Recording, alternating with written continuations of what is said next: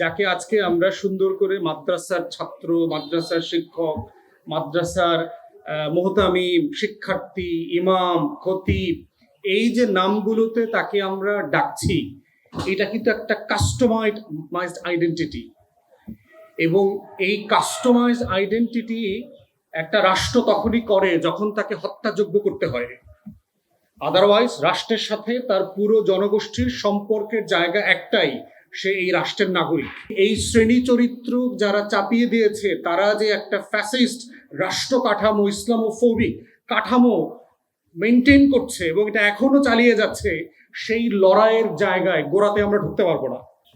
শুধুমাত্র গান্ধীজি কয়টা রোজা রাখছেন, উপবাস করছেন, আর বিভিন্ন জায়গায় গিয়ে অনশন করছেন, আর ব্রিটিশ বিরোধী আন্দোলন সফল হয়ে গেছে। এই ব্রিটিশ বিরোধী আন্দোলনের, আজাদির আন্দোলনের ফ্রন্ট লাইনার ছিলেন হচ্ছে ওলামায়ে কেরামরা। এবং এই ওলামায়ে কেরামরা হচ্ছে সর্বোচ্চ পরিমাণ ত্যাগ স্বীকার করেছেন। এখনো ভারতের দিল্লি গেটেই দেখবেন ভারত উপমহাদেশের স্বাধীনতা আজাদির লড়াইতে যারা শহীদ হয়েছেন, 93,000 শহীদের তালিকা করা আছে। তার ভিতরে 65,000 কাছাকাছি হচ্ছে মুসলমান ওলামায়ে কেরাম।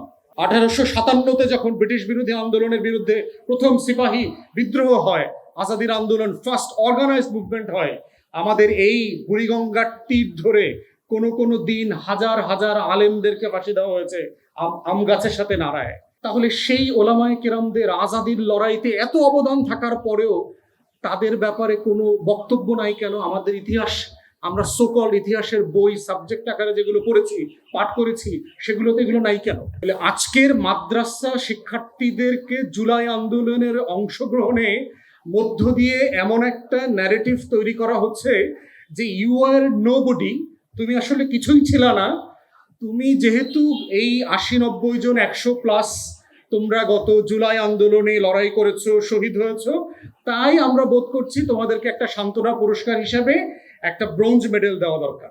গ্র্যাজুয়ালি আপনাকে আবার ডাস্টবিনে নিয়ে যাবে। প্রসেস কিন্তু তাই, হত্যাযজ্ঞ করবে, ডাস্টবিনে নিয়ে যাবে, যখন ন্যারেটিভের বিপদে সে পড়বে, ডাস্টবিন থেকে উঠায়া একটু অক্সিজেন নিতে দেবে আপনাকে, যে না না আপনাকে তো মেরে ফেলা হচ্ছে না, তো আপনাকে তো শ্বাস নিতে দেওয়া হচ্ছে, আপনার হাত পা বেঁধে রাখা হয়েছে, কিন্তু পানি তো আমরা কমিয়ে রেখেছি যেন আপনি দমটা নিতে পারেন। আমরা এই মাটির সন্তানরা প্রথম রাষ্ট্র প্রকল্পে ঢুকলাম কখন? গত শতাব্দীতে মুসলিম লীগ প্রতিষ্ঠা হয়েছে এইখানে, এই এলাকাতে, এইসব এলাকাতে। প্রথম কনফারেন্স, অল ইন্ডিয়া এডুকেশন কনফারেন্সে সারা ভারতবর্ষের ওলামায়ে কেরামরা এখানে এসেছিলেন। আওয়ামী লীগের 2 জন প্রতিষ্ঠাতা সভাপতি যারা 10-20 বছর দায়িত্বে ছিলেন, তারা দেওবন্দের আলেম ছিলেন, মাওলানা ভাসানী এবং তারপরে হচ্ছে মাওলানা আব্দুর রশিদ তর্কবাগীশ। তাহলে আওয়ামী ফ্রেমটাকে দেখেন, যেই ফ্রেমটার ভিতরে যে হিস্ট্রি ছিল, সেই হিস্ট্রিটাকে আলাদা করে ফেলা হয়েছে। একটা প্রো ইন্ডিয়ান দিল্লির ন্যারেটিভের সাথে যায়, শেখ মুজিবকে ঠিক সেইভাবে কাস্টমাইজ করে বাংলাদেশের নেতা আকারে আমাদের সামনে উপস্থাপন করা হয়েছে।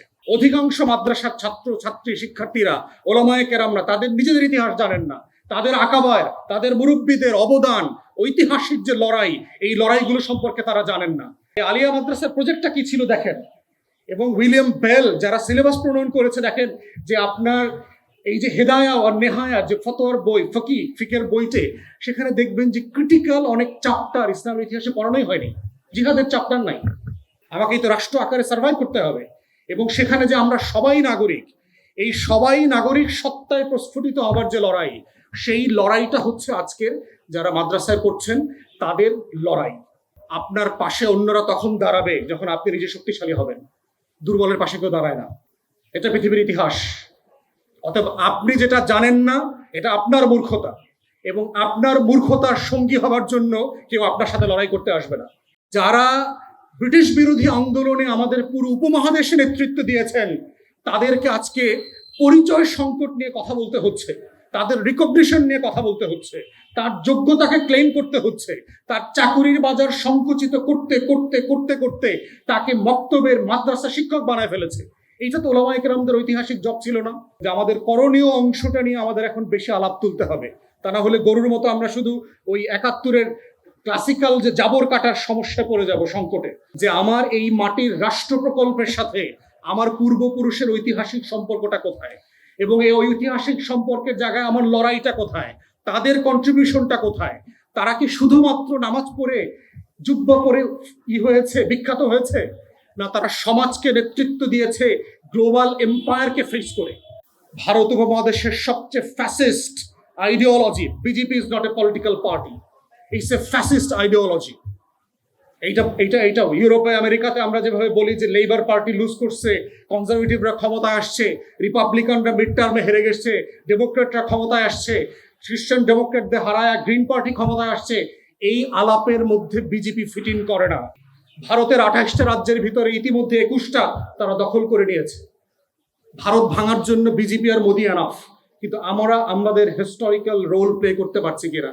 যেই হিন্দুস্তান নামক রাষ্ট্র রক্ত দিয়ে মুসলমানরা তৈরি করেছে, আজকে সেখানে তাকে অপর করে ফেলা হচ্ছে, তাকে মসজিদে নামাজ পড়তে দেওয়া হচ্ছে না। এর মধ্যে 800-র উপরে মসজিদ, মাদ্রাসা, মিশনারি স্টেট, ওয়াফ, কবরস্থান ধ্বংস করে দেওয়া হয়েছে।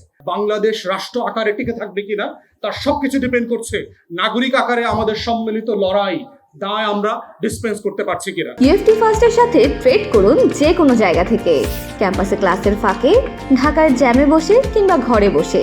ট্রেডিং এখন হাতের মুঠোয়, তাই ট্রেড করুন যখন খুশি, যেখানে খুশি।